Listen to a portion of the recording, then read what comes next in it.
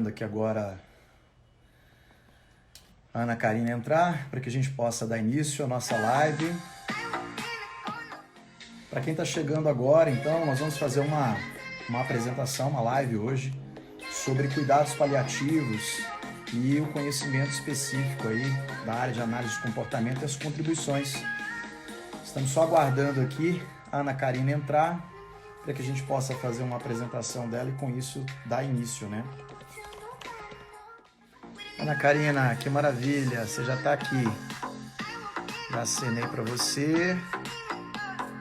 Vê se aparece para você uma opção para que você se coloque na condição aqui de fazer parte da live. Vê se aparece para você. Se aparecer, você já faz o convite. Oh, que maravilha! Muito bem. Deixa eu ver só se eu consigo aqui encaixar o meu telefone sem maiores dificuldades aqui nesse tripé. Pronto, ele não pode cair também. Ana Karina, boa noite, tudo bem? Boa noite, tudo jóia. Estou te ouvindo muito bem. Me deem um feedback aí, quem já está participando da live, se estão ouvindo. Bem. Você está me ouvindo bem, né? Bem. Ótimo. Se vocês que estão participando ouvirem bem, por gentileza, vão dando um feedback aí para a gente que a gente possa começar. Muito boa noite para todo mundo que está entrando. Que maravilha. Gente, eu quero fazer primeiro uma apresentação, tá, da psicóloga Ana Karina de Farias, para que a gente possa, então, dar início à apresentação dela. Bom, Ana Karina de Farias, ela é psicóloga clínica no Centro de Atenção Multiprofissional, possui graduação, então, em Psicologia, em 98, formamos no mesmo ano, e mestrado em Psicologia, no mesmo departamento que eu possuo também, Processos Comportamentais, pela Universidade de Brasília. Atua principalmente com temas na área de análise comportamental clínica e psicologia da saúde. Muito bem. Ela é organizadora dos livros Análise Comportamental Clínica, Aspectos Teóricos e Estudos de Caso. Quem não conhece, eu recomendo. Me ajuda bastante, me orienta bastante em relação, até hoje, nos cursos que são ministrados. Enfim, é uma referência importantíssima da Arte Média, publicação de 2010.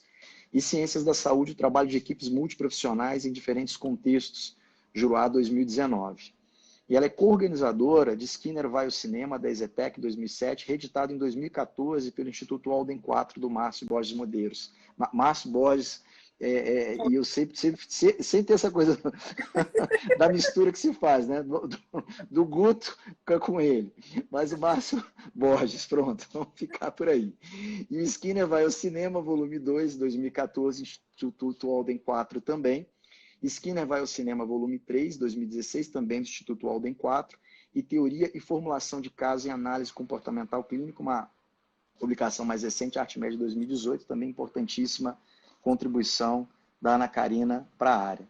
Então, Ana Karina, devidamente apresentada, já disse aqui que o tema da live será cuidados paliativos e análise do comportamento, algumas contribuições. Queria apenas dizer e lembrar que a partir do dia 8 de junho nós teremos então um curso com Ana Karina de Farias, dias 8, 10, dias 15 e 17 de junho. Então é um curso de 20 horas de duração, um curso online, sobre esse tema, cursos paliativos e as contribuições da análise do comportamento.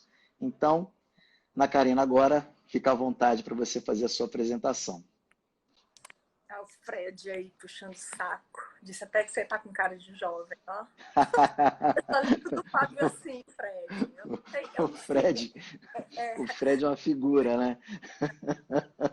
Obrigado, meu amigo. Eu conheço o Fábio há anos, entendeu? Isso eu sei que tem anos que o Fábio existe na vida da UNB e da Helenice, né, Fábio? E tal. Mas eu não tenho memórias, assim, de conversas com o Fábio. Então, para mim, a cara dele sempre foi essa, entendeu? Foi a Joseli que orientou meu trabalho. Ah, foi a Jo? Ah, tá. Ah, então foi isso. Você sofreu durante o tempo. Então vamos, gente. Oi, Rose. Eu falei já pro Fábio que eu sou muito pouco formal, então qualquer coisa ele dá uma puxadinha no meu pé, porque senão eu começo a falar aqui dos casos e começo a rir, chorar e falo da vida de todo mundo, da minha vida, né? E não, não falo o que é principal. E é claro que numa live não dá para ir ao aprofundamento necessário, né? Do que são os cuidados paliativos. Corajoso. Do que são os cuidados paliativos, do que é entrar numa equipe dessas, do quanto a gente tem que se desenvolver como pessoa e como profissional, né? Do quanto isso muda a nossa forma de ver o mundo, a nossa forma de ver os nossos próprios problemas, os problemas dos outros clientes, o SUS, os hospitais particulares, as doenças das outras pessoas e o sentido da nossa própria vida, né? Parece piegas e eu acho que muito do que eu vou falar hoje vai parecer piegas, mas eu acho que trabalhar com cuidados paliativos deixa a gente mais assim mesmo, sabe? Mais emocionado, mais apaixonado e mais com menos cuidado nessa história de ser piegas. A gente acaba sendo mesmo, porque Sim. tá falando de emoção, de amor, de compaixão, de estar próximo de pessoas muito simples e num sofrimento muito grande, de diferentes tipos de sofrimento, né? Muito tempo, tá? Então eu queria, inicialmente, a gente não vai perder muito tempo, mas eu queria que todo mundo fechasse os olhos e imaginasse rapidinho como é que será a sua morte, tá? Quando vai ocorrer essa morte? Onde e de que você vai morrer? Né? Então, quantos anos você tem? Onde você está? Com quem? De que? Como se dá essa morte?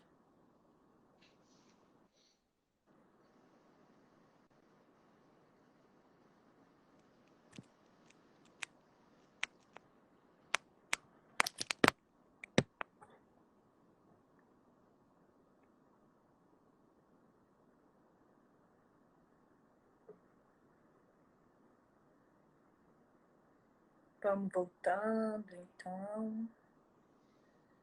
Alguém quer contar? Que exercício delicado, hein, Ana Karina? Geralmente toma um pouco mais de tempo e dá mais tempo para a pessoa realmente entrar no exercício, né? Uhum. Mas alguém quer contar como é que se sentiu, o que é que pensou? Obrigada. Eu vou deixar as participações aí para quem tá nos acompanhando aqui na live. É só digitar, gente, por gentileza. A gente deve estar começando a montar outro livro de psicologia da saúde. Maravilha. Mas vai ser mais de análise do comportamento do que esse último. Esse último fala muito das equipes multiprofissionais, né? E o próximo, com a Luziane Kirchner lá do Sul, vai ser mais de analistas do comportamento mesmo, falando de saúde. Acho que vai ser bem legal. Tá bom. Você vê que ninguém comenta, né? Assim, a impressão que dá é que o tema, de alguma maneira, ele produz uma esquiva, né? Sim. E nós que entendemos... Opa, tem uma participação da Sara aí, olha só. Sara, bem velhinha, em casa, junto da família. Muito bem. Alguém Eu mais pensa? imaginei a mesma coisa. Imaginei um contexto também acompanhado da minha família, em casa também, num ambiente, digamos, de conforto. Pelo menos é assim que a gente talvez se imagine, né, num momento tão delicado como esse. Os netinhos todos segurando minha mão. Foi tão suave e sem dor. Tinha uns 85 anos. Olha só. Delícia, né? Delícia, sim. É o que a gente chama de boa morte. Uhum. Uma morte já numa idade avançada, em que você já teve acesso a filhos, netos, né? Já pôde brincar ao lado da minha família, na minha cama. Alguém teve alguma memória, alguma ideia de morte trágica, de morte mais novo, de alguma doença ou acidente?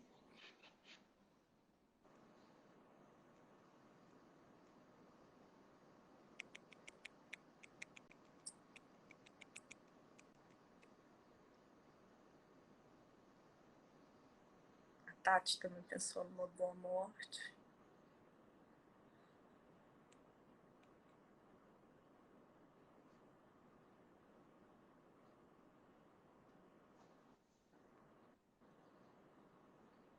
Ninguém mais?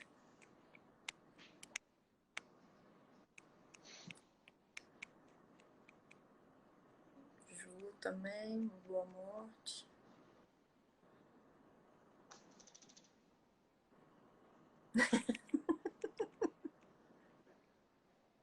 Ah, só me chamar para Fortaleza. Eu vou em maio, né? Mas eu vou online. Eu iria dar aula aí no Tríplice presencial. Só me chamar que eu vou.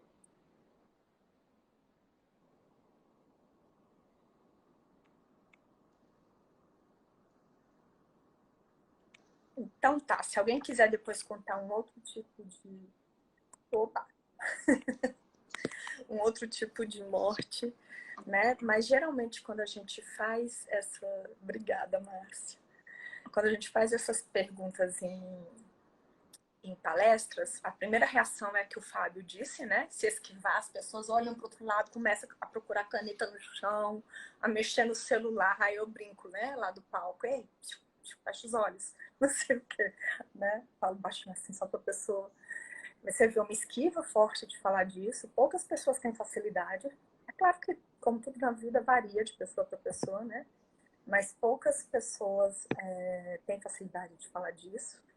E quando falam, muitos pensam nessa boa morte, né? Nessa morte já velhinho, velhinho, mas não velhinho o suficiente para estar em estado de agonia, em estado de sofrimento, com alguma doença crônico-degenerativa, né? As pessoas pensam um velhinho lúcido, um velhinho que está caminhando, que está bem de saúde, né? Ele só está velhinho, ele só vai descansar. Agora, chegou a hora de descansar numa boa hora, sem ter sofrimento antes. Né? Então, 85 anos hoje, a gente conhece diversas pessoas que estão muito bem, né? Que estão felizes, que estão próximos aí dos seus entes queridos, né? Que estão caminhando, se alimentando pela boca, que estão... Se tomam os remédios, são os remédios comuns, né? De pressão alta, de coração, mas nada demais. Né? Então, são essas pessoas aqui que realmente normalmente assim que as pessoas pensam na sua morte, o que se classifica como boa morte, tá? Teve um tempo que a gente tinha muito medo, e se for conversar com algumas pessoas hoje em dia têm muito medo daquela morte agoniada, né? Aquela morte demorada, né? Aquela morte sem previsão, que você vai se deteriorando, vai tendo que fazer uma série de procedimentos e toda hora troca medicação, sofre efeitos colaterais dessa medicação, né? E pula de um especialista para o outro e a família fica doida sem saber como é que as coisas vão acontecendo, o que vai, né, que vai rolar. E aí acabam internando a pessoa e ela tem que ficar longe da família, num ambiente impessoal, né, em que se tem horário para visitas, em que a cama é de um tamanho, né, não é o que ela está acostumada, não é o que ela, né, gosta. Depende muito, né, dos cuidados de pessoas que ela não conhece direito, de pessoas que ficam trocando muitas vezes, né? E depende às vezes até mesmo de decisões de outras pessoas, ou da sua própria família, ou às vezes nem da sua própria família, né? Mas de uma equipe médica, uma equipe da farmácia, da enfermagem, e essa pessoa está ali à mercê dessas decisões, né? Então é um cenário para muitas pessoas de morte sem dignidade, sem respeito, né? Sem autonomia, como se essas pessoas estivessem vivendo uma vida meio sem sentido, né? E sem dignidade. Para algumas famílias, a gente deveria deixar os nossos familiares o máximo de tempo possível vivos, né? Nós queremos eles vivos, quanto mais dias eles estiverem por aqui, melhor, mesmo que seja nessa situação, de estarem acamados, de estarem afastados do trabalho e da família, de só poderem receber visitas em determinados horários, de não terem acesso ao seu próprio remédio na hora que quiserem, tem que ficar pedindo e por aí vai. Para alguns pacientes e para alguns outros membros da família, como eu já disse, isso é uma vida sem dignidade, é uma vida sem sentido, é um prolongamento da vida que só traz mais sofrimento, né? E seria muito mais amoroso, seria muito mais cuidadoso você ter essa família, você ter esse paciente, desculpa, em casa, recebendo o máximo de cuidados possível, obviamente, né? O máximo de dignidade, de conforto possível, mas num ambiente humanizado, em que ele estivesse ao lado da sua família, em que ele tivesse né, amparado, acolhido por quem ele ama, por quem ele conhece, né, e com certa liberdade de ir e vir, ou de pelo menos receber as pessoas, né, sem tanta intrusão, né, do pessoal da equipe hospitalar, né. Então, nesse contexto, a gente defende cada vez mais a presença de cuidados paliativos, e é claro que do jeito que eu estou falando, são cuidados paliativos domiciliares, né? Porque né, a gente levaria a pessoa para casa com o máximo de conforto, de respaldo possível, com visitas, né, constantes, dependendo da gravidade, né, do caso. Eu não estou conseguindo acompanhar todas as falas, tá? Mas realmente esse livro é belíssimo. A autora, Ana Cláudia Quintana Arantes, é belíssima. A gente tem que agradecer muito, muito, muito a ela.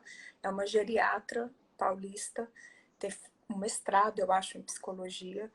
E se vocês jogarem o nome dela na internet, além desse livro, tem várias entrevistas, tá?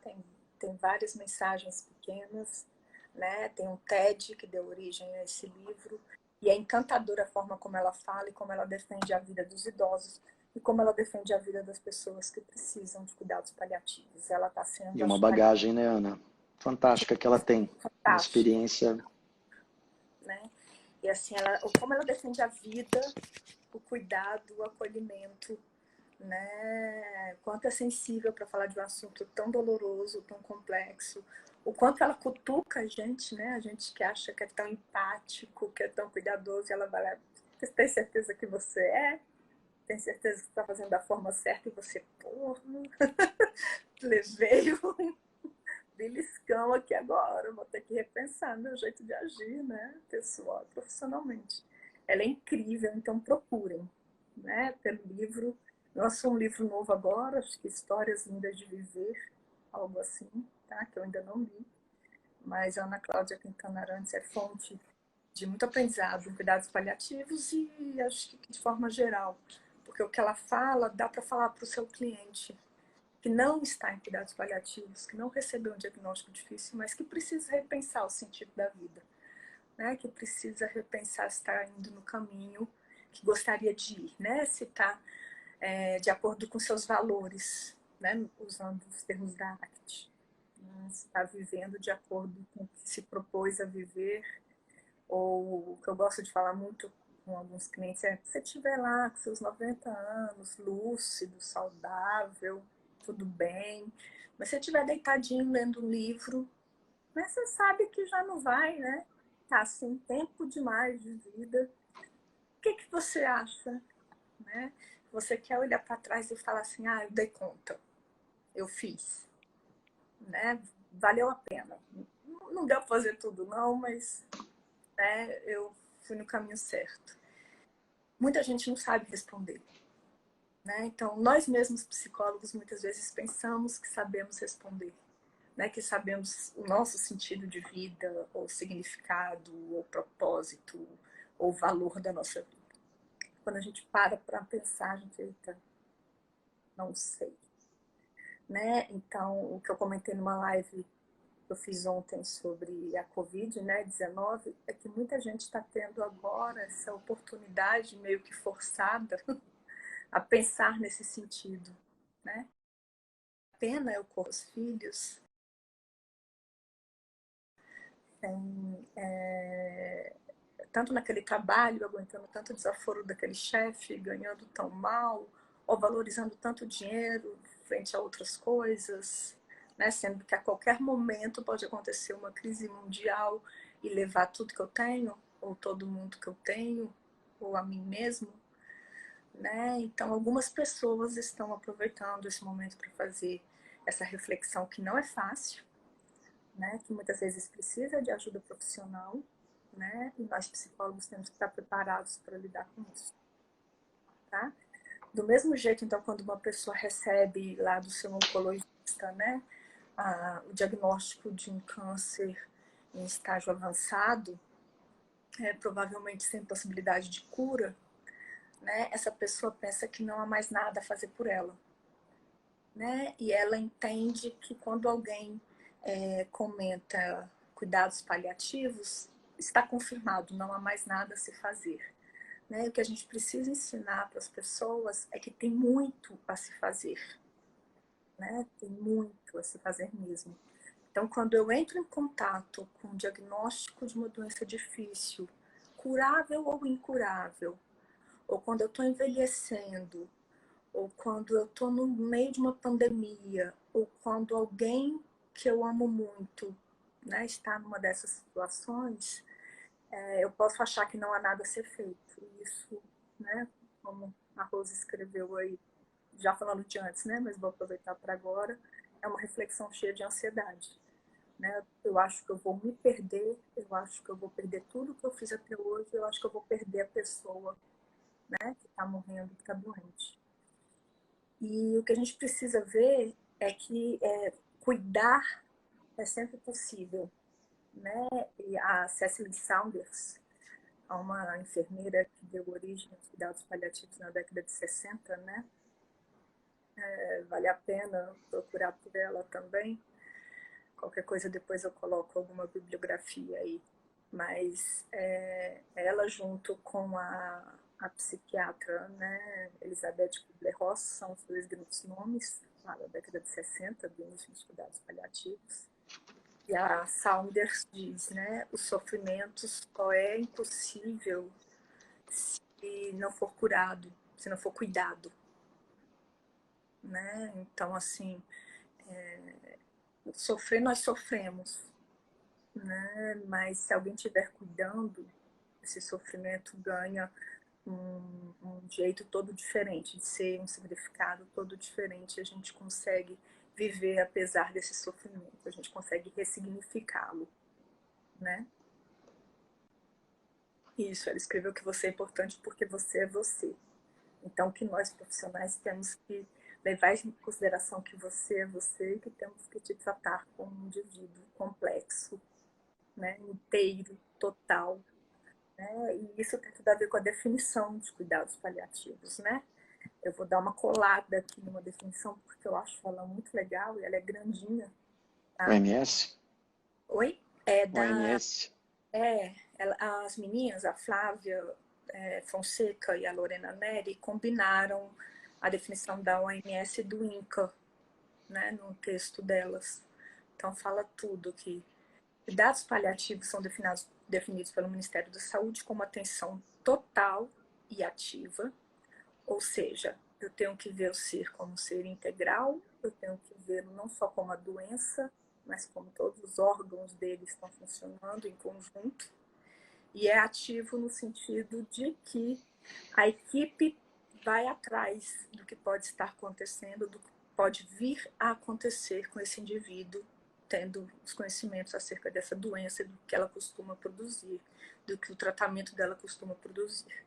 Então, ela não só espera que o indivíduo apresente sintomas, né? Ela tenta olhar esse indivíduo como um todo e ela tenta prever, ela tenta se antecipar. Promovida por equipe necessariamente multidisciplinar, com o objetivo de melhorar a qualidade de vida, né? Eu sublinho esse termo, tanto do paciente quanto de seus familiares, né? Já responde a última pergunta aí, os familiares estão sim incluídos necessariamente, diante de uma doença crônico-degenerativa que não responde a tratamento curativo. A assistência integral em cuidados paliativos deve envolver tanto a prevenção e o alívio do sofrimento, quanto a identificação precoce, a avaliação e o tratamento de dor e dos demais sintomas físicos, sociais, psicológicos e espirituais. Está aí a questão da integralidade, da totalidade, da humanização. Né? Muita gente estranha os espirituais. Se a gente for pensar lá na Kubler-Ross, né, sobre a morte e morrer, o livro mais famoso dela, ela trabalha com capelão, né, ela não trabalha com psicólogo.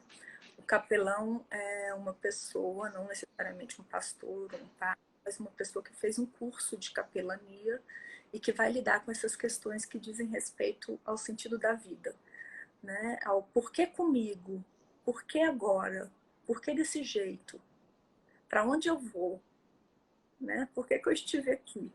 Então, todos nós fazemos essas questões em algum momento da nossa vida, né? Ainda mais nesse tipo de momento. O capelão seria o responsável por esse tipo de trabalho, certo? E tem cursos de capelania em algumas igrejas, sejam católicas, sejam evangélicas. Aqui em Brasília mesmo tem, tá? Na ausência de capelão, eu nunca conheci nenhum, mas na ausência de capelão, o psicólogo faz muito esse trabalho, né? Ou tenta dividir esse trabalho com algum outro membro da equipe que tenha tido um contato mais próximo com a família. Porque como em qualquer contexto, são 13, 14 pessoas numa equipe, né? Tem o psicólogo com um papel mais ou menos formal ali, mas tem outras pessoas que daquela família acabam se aproximando mais, né? Então, essa pessoa ajuda o psicólogo, né, a começar a fazer essas questões e responder essas questões de maneira que façam sentido para aquele paciente e sua família, que tragam alívio, né, que permitam aproximação com membros da família que estejam distantes, que permitam que se peça perdão, que se perdoe. Isso é bem desafiador, né, Ana? A gente pensar, principalmente porque a nossa formação, principalmente em análise do comportamento, ela é uma formação técnico-científica. Né? O Fred aqui está lançando uma pergunta interessante, né? Quer dizer, o processo não é muito dolorido para o profissional? Tem algum treinamento específico para isso? E isso mostra um pouco, talvez, da angústia. Você falou num ponto que me chamou a atenção lá atrás, que é exatamente esse de, muitas vezes, pessoalmente, nós não estarmos preparados para isso. Né? Essa pergunta que você fez logo no início da live é extremamente importante. Como é que você imagina a sua morte? Será que todos aqui, principalmente aqueles que são profissionais, já haviam se dedicado a refletir a respeito disso? Né? Porque se nós pegamos, ou nós observamos profissionais com formações, uma formação, por exemplo, em psicanálise, né? A psicanálise, a formação tradicional, ela envolve uma tríade, né? Que é a análise didática, a participação dos seminários, as aulas propriamente ditas, né, e a análise do próprio psicanalista, o candidato, né, ao título de psicanalista. E isso é uma obrigação, então não adianta você querer ser psicanalista se você não obedecer a essa tríade de formação. Mas nós, na área de análise do comportamento, nós terapeutas analítico-comportamentais, não temos essa obrigação para lidar com isso. E quando nós nos pegamos em temas tão delicados, tão difíceis como esse, né, a morte do parente doente próximo, nossa, como é delicado, né? É muito. Eu não vi a pergunta do Fred, né? A pergunta dele é a seguinte, eu repito para você. Não é muito doloroso para o profissional? Tem algum treinamento específico para que o profissional ele lide com esse tema, a morte, ou com cuidados paliativos, né, talvez para a família? Acho que ele quer saber de uma forma abrangente. Para entrar na Secretaria de Saúde não tem, Fred. Não, a gente teve uma reunião em que os gerentes de determinadas áreas apresentaram essas áreas e as pessoas, de acordo com a sua classificação no concurso, iam lá e diziam: quero ir para essa área, quero ir para essa área. Né? Eu fiquei muito tentada a ir para o NASF, né? Que acabou de ser extinto, que é o Núcleo de Apoio à Saúde da Família, é um trabalho importantíssimo que matricia as equipes de saúde da família, faz palestras para a comunidade, um trabalho bem preventivo, bem legal, né? Mas eles exigiam 40 horas e eu não podia, de forma alguma. o mais próximo disso, o que mais trabalhava com família, com grupo, e com aprendizado, que eu sentia que eu ia ser útil, que eu ia aprender, era o NRAD, né? O Núcleo Regional de Atenção Domiciliar. Só que eu fui lá na gerente e falei, olha só, eu fiz Psicologia da Saúde no meu 4º semestre, nunca mais eu vi nada de saúde hospitalar. Eu não sei o que são cuidados paliativos. Né? Se eu souber que alguém vai morrer perto de mim, eu saio correndo. Não da morte em si, mas do sofrimento da morte. Eu, não, por favor. Nossa, ela ficou mais de meia hora me implorando para eu ficar, porque só tinha uma psicóloga nas 16 unidades, né, do DF. E me prometeu que me ajudaria e que se eu não conseguisse mesmo, ela me tiraria de lá e me colocaria em outro lugar. Eu fui com muito medo, mas assim, desafiada, sabe? E isso foi muito importante para mim e eu sou outra pessoa depois. Eu agradeço demais por ter me proposto esse desafio, mas foi punk, né? Foi foda, tá? Foda porque era uma coisa pessoal e foda porque era uma coisa profissional e eu achei que eu ia ter algum tipo de apoio e eu tive que ir lá na conversa e na exposição às contingências, né? Muitos velórios, muitas visitas pós-óbito, muitas participações em mortes mesmo, a gente dentro do quarto, segurando a mão de alguém, ou a gente se despedindo de manhã de uma pessoa, tendo certeza que ela morreria à tarde, né? E voltando lá à tarde, esperando, né, a funerária e ajudando com essa parte burocrática para as famílias que tinham mais dificuldades. Então, cada família a gente identificava as dificuldades e tentava ajudar, né, para as coisas mais práticas, as mais emocionais, assim. É muita coisa a se fazer, é muita coisa a se aprender, sim. É muito imprevisto, mas é muita coisa linda de se ver também. Sabe? É muita coisa de você falar, cara, dentro dessas condições sociais, dessas condições econômicas, da bagunça que estava essa família no início, aquelas brigas todas, aqueles afastamentos, aquela confusão para ver quem ia cuidar. E agora está no final desse jeito, as pessoas aqui de mãos dadas, orando, as pessoas aqui oferecendo carona para não sei onde, dividindo quem vai morar onde, sabe? Então, dá uma satisfação que é muito difícil de se obter em outros lugares. A gente se sente extremamente útil, né? Então, causa, sim, um sofrimento grande, mas causa também um nível... Você tem acesso a reforçadores que... Nossa! Se eu puder compartilhar, Ana, tem uma experiência que me marca muito, talvez a que mais me marque dentro da minha experiência enquanto terapeuta analítico comportamental, que é exatamente da perda de uma paciente. Ela se internou para uma cirurgia.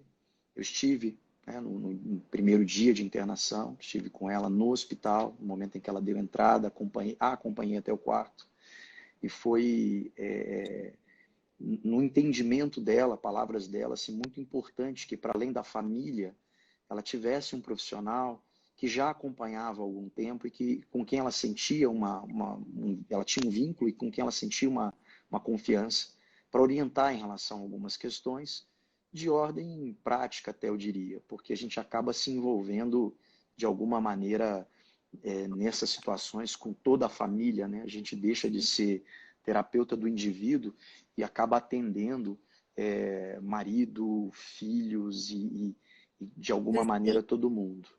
45 dias depois, né, ela veio a óbito. De fato, essa cirurgia não foi bem sucedida.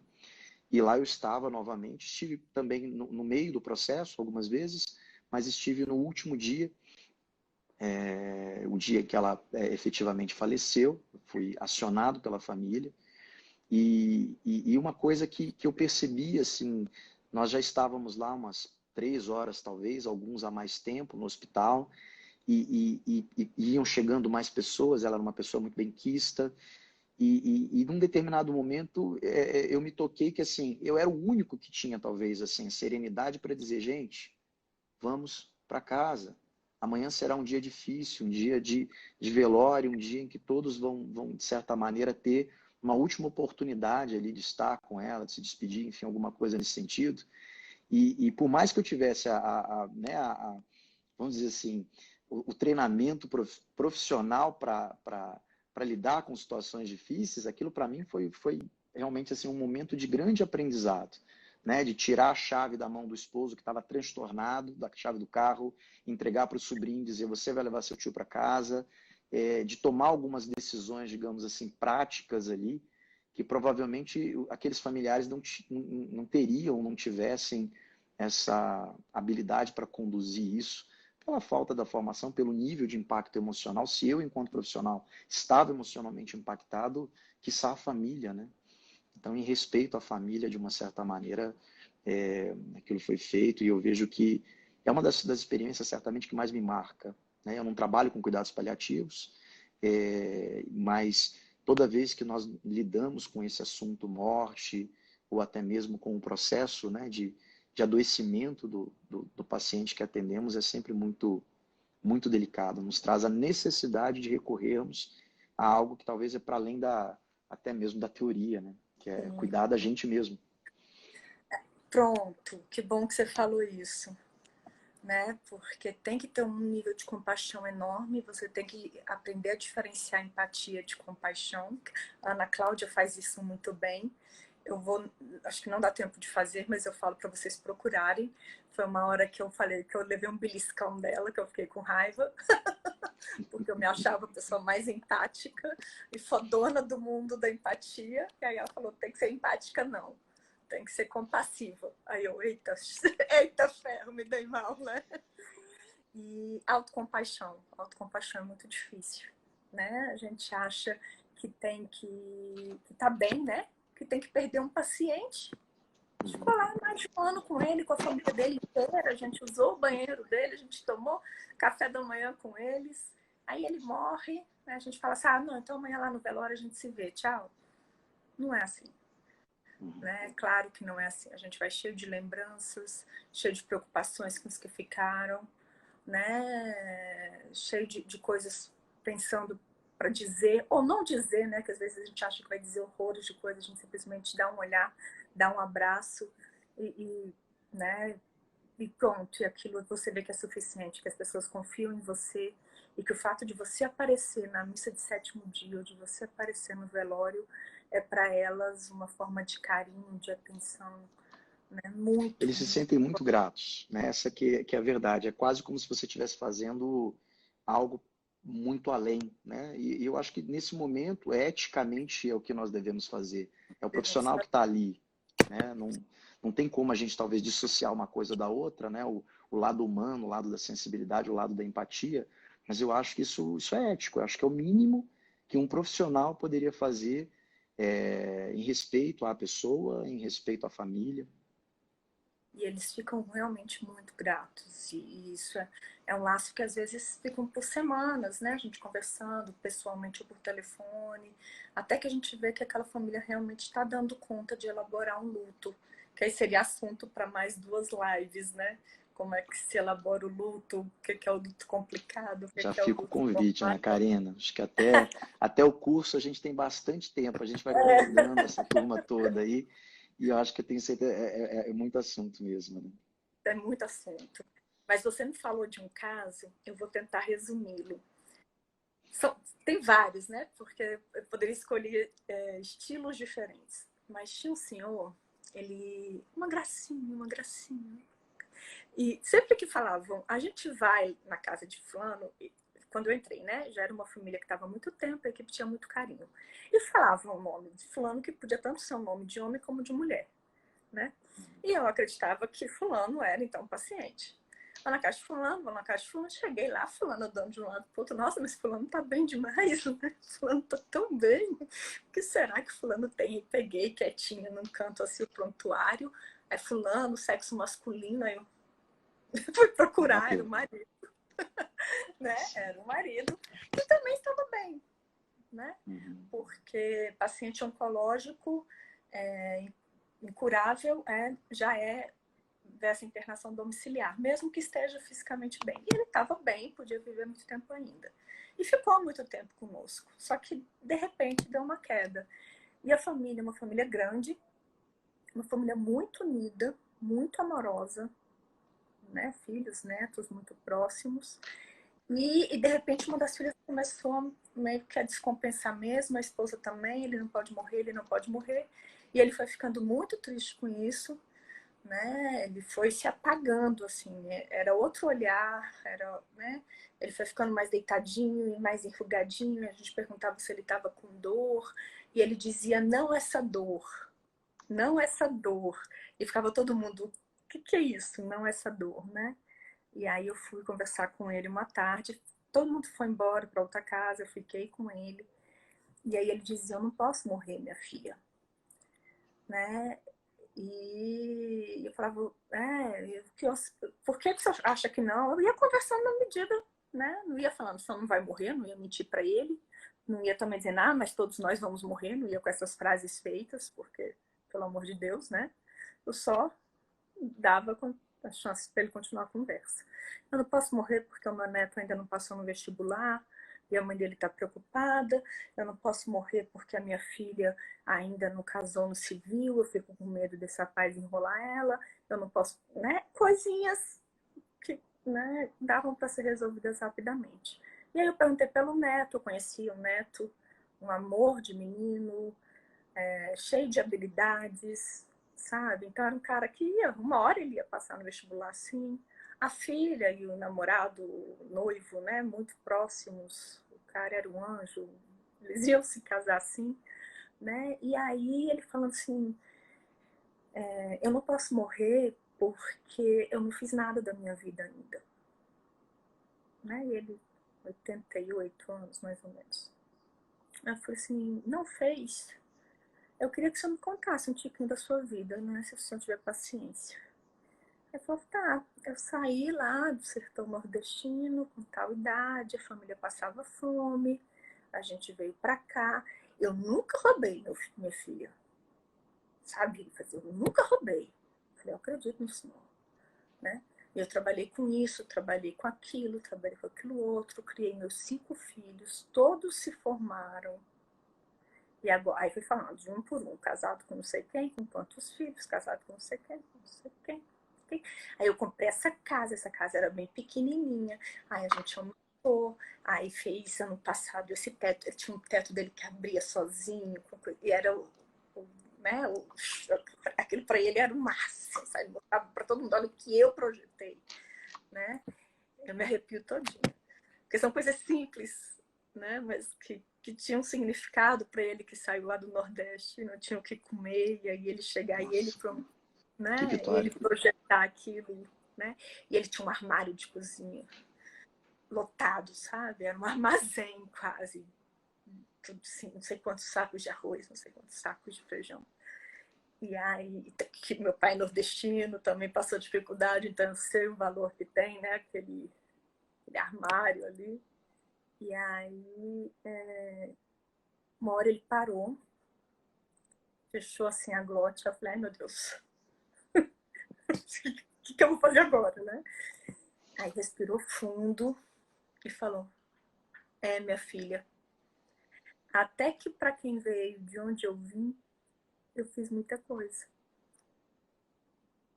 Gente, quase que eu pulei pelo buraco da janela para ir para a Kombi e ir embora, sabe? Mas eu tive que ficar lá, né? Com cara de paisagem, assim, segurei na mão dele. Falei: eu me emociono, eu me orgulho de ter sabido dessa história, né? De ter tido a chance de participar dessa família. E chamei: se eu quer que eu chame sua esposa agora para alguma coisa, ele chama. Aí eu chamei: quer que eu fique aqui, faça alguma coisa com vocês dois? Aí ele pediu para ela ler uma passagem da Bíblia, né? Eles leram. Aí eu dei um beijo nos dois e saí do quarto e fui para a Kombi correndo. A equipe de enfermagem e a médica lá comendo, e eu corri para a Kombi, chorei. Aí a médica falou: as pessoas morrem. E eu chorando. Chegamos ao hospital, ela me deu um texto sobre morte. Aí eu falei assim: não, eu não tô chorando pela morte dele, né? Eu tô chorando pela vida dele, né? E isso me marcou muito, né? Me marcou demais porque foi o que realmente aconteceu. Foi uma vida muito difícil, foi uma vida longa, foi uma vida de muita batalha e ele teve muito sucesso nessa vida. E infelizmente, naquele momento de tanta dor emocional, espiritual, ele não estava dando conta de perceber o sucesso dele, o enorme sucesso, né? Ele era para estar sendo aplaudido ali, ele não era para estar sendo meio que crucificado ou não era para ele achar que ele não estava sendo suficiente para a família, que a Que família ia ainda sentir falta faltava, né? dele. O que faltava ele ainda fazer alguma E coisa, né? Como faltava, nesse relato que você fez. né? Era para ele sentir, cara, eu fiz pra caramba. Ô, Fred, eu te amo também. Era para ele falar, caraca, como eu fiz, né? Não é assim, eu quero ir embora agora, não é isso, mas é como eu fiz. Olha o tanto de gente que saiu dessa história, olha o tanto de gente que tá bem, gente do bem, gente bem criada. Então isso me marcou muito, né? O fato do quanto de gente que deve morrer sem ter percebido o bem que fez, sabe? Sem ter E esse percebido. papel fundamental, Ana, seu nesse momento, enquanto ouvinte, né? Enquanto audiência não punitiva, né? Enquanto uma audiência, né, que dispensou no olhar, dispensou na sua fisionomia, dispensou no momento em que você segura a mão, estímulos reforçadores positivos tão poderosos, tão valiosos naquele momento, no tempo certo, né? Que história linda essa. Essa é a história. Ele morreu num domingo, eu tava aqui. Eu chorei muito, né? Com a morte dele. Meu pai, mas você ainda não acostumou, você tá há 3 anos. Né? Aí eu falei, pai, eu não choro com todos. Tem uns que a gente fala, ai, ainda bem. Né? Que bom, nossa, que bom. Mas por ele, por conta disso, né? Por eu ter achado que realmente, sem falsa modéstia, eu tive um papel que muita gente não tem chance de fazer esse papel ou de ter alguém que faça esse papel nesse momento importante. Né? E foi aquilo. No dia seguinte ele teve a tal da melhora da morte ou visita da morte, né? Eles jantaram, almoçaram, a galera, até alguns vizinhos, não sei o quê. E no outro dia ele faleceu. Né? Isso é bem comum de acontecer. Então é um dos casos que mais me marcaram nesses 4 anos. Né? Uhum. E é uma das coisas que eu penso muito agora com essa questão da Covid, né? Dessas mortes sem despedidas, sem velórios, sem rituais, né? O quanto Sem a é difícil, proximidade da família no momento de sofrimento, né? sem a família poder viajar para pelo menos dar um abraço em quem ficou, porque os voos estão restritos, porque tem um isolamento social. Né? Então, assim, o luto complicado, né? O luto que a sociedade como um todo vai viver ainda por muito tempo. Né? Mas é isso, cuidados paliativos, né? Uma área linda. Eu espero ter falado um tiquinho, podia ter falado muito, muito mais. Me coloco à disposição aí de todo mundo, tá? Fica a rede social aí, fica o meu e-mail à disposição. Né? Mas é isso de tratar a pessoa na sua totalidade, de forma humanizada, tratar a sua família junto. Não é prolongar a vida por meios artificiais, não é reduzir ou abreviar essa vida, é defender a morte no tempo certo, no tempo natural, com a maior qualidade de vida possível, e é fazer com que essa pessoa viva até ela morrer. Né? Então é trabalhar com a vida dela, não é trabalhar com a morte dela apenas. Aí acho que Que tá bom. para acabar, né, Fábio? Não sei se você quer falar alguma O tempo coisa. já está aqui, já gritando aqui pra gente, né? Que eles cortam mesmo, mas não entrou ainda os 2 minutinhos, não. Acho que você tem mais tempo para falar alguma coisa que você queira trazer, assim, como próxima ali do fechamento. Eu só Perdão. queria lembrar, acontece, live é assim. Eu só queria falar, lembrar, na verdade, para aqueles que talvez não estivessem no início da apresentação, né, que a psicóloga Ana Karina de Farias vai ministrar um curso online por meio do INPE, Instituto de Psicologia Aplicada, nos dias 8, 10, 15 e 17 de junho. Tá? As inscrições já estão abertas para esse curso online. É um curso de 20 horas de duração. Ele é dirigido a psicólogos, médicos, enfermeiros, fisioterapeutas, terapeutas ocupacionais, talvez nutricionistas também. Enfim, profissionais que de alguma maneira têm interesse em desenvolver um pouco mais o conhecimento na área dos cuidados paliativos, que é uma área tão rica como a Ana Karina está apresentando aqui, mostrando para a gente, dando essa contribuição fantástica. Eu me sinto tocado pelas tuas palavras, pela experiência que você está compartilhando. De fato, é alguma coisa muito diferenciada, né? É a gente oferecer realmente talvez o melhor que um ser humano pode oferecer a outro ser humano, né? É um olhar mais atento impossível, um olhar mais cuidadoso impossível, um olhar mais habilidoso impossível. Então, nos dias 8, 10, 15 e 17 de junho, nós teremos esse curso com a Ana Karina. Eu vou participar do curso, com certeza. Estarei lá, aluno número 1. E a ideia, com certeza, e a ideia é exatamente essa, né, Ana Karina? Se você quiser falar um pouquinho do curso, sobre o que você vai abordar, de repente, acho que pode interessar para quem quiser ter mais na verdade, ter um aprofundamento, né? Porque é uma área tão rica. Aí, né? A gente vai, claro, definir melhor, mais profundamente, falar as discussões acerca dessa definição.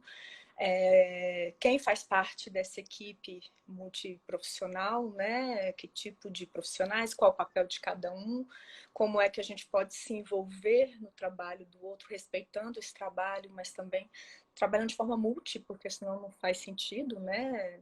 A equipe ser multi.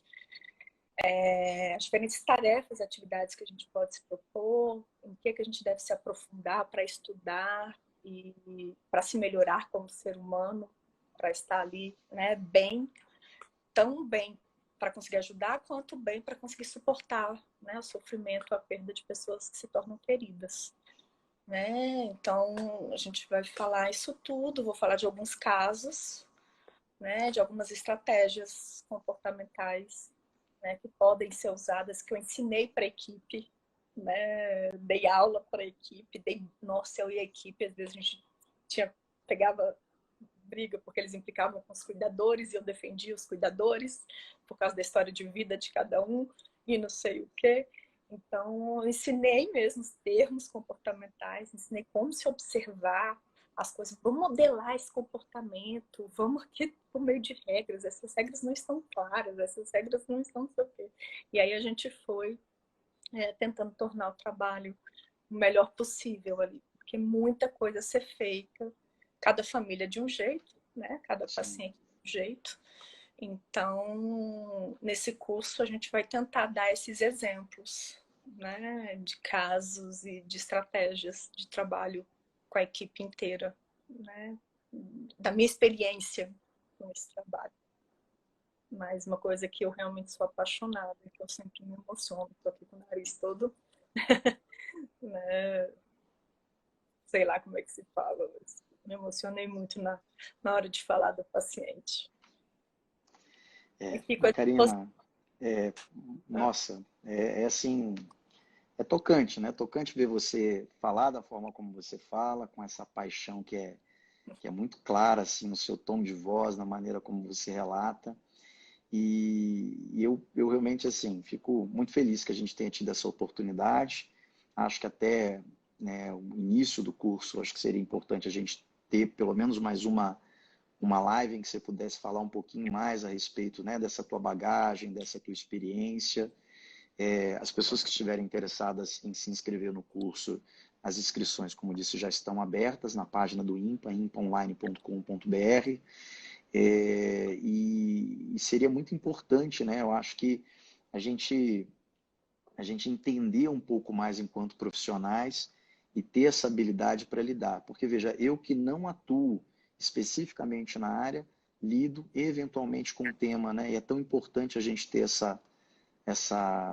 eu acho que essa orientação, não só técnico-científica, mas talvez disso, né? De uma de uma sensibilidade, de um questionamento que cursos como esse trazem para a gente e a mexida que de repente faz, né? Não só o tema, mas também a própria dinâmica do curso muitas vezes nos sensibiliza de uma maneira especial, porque se a gente não se trabalha enquanto seres humanos, né, nessa área pelo menos a gente não pode atuar e não, pelo menos não vai muito além, né? Então esse é um curso que convida certamente muito a essa reflexão pessoal para que o profissional se coloque de uma forma um pouquinho mais trabalhada, né, assim, em termos do autodesenvolvimento e do desenvolvimento pessoal para intervir de forma eficiente. Espero ser útil. Já tem sido para muita gente, para muitas famílias, né? E para os profissionais também que podem acompanhar o seu importantíssimo trabalho. Te agradeço, tá? Vamos Eu agradeço o convite. nos Foi falando. ótimo. Foi Pessoal, eu sim. vou mensagens de carinho aí. Muito obrigada, tá? Dá um quentinho no coração aí. Muito bom. Obrigada mesmo. Tchau, Tati. Obrigado pela sua contribuição. A Tati é do Colégio Militar de Brasília, acho que ela ainda continua lá, pelo menos, né? Mas a época que eu conheci, ela trabalhava lá. Ela é fofa. Que bom, que bom. É isso, vamos nos falando. Tá bom. Mônica. Tchau, gente. Beijo, Fiquem tchau. bem. Uma boa noite para vocês.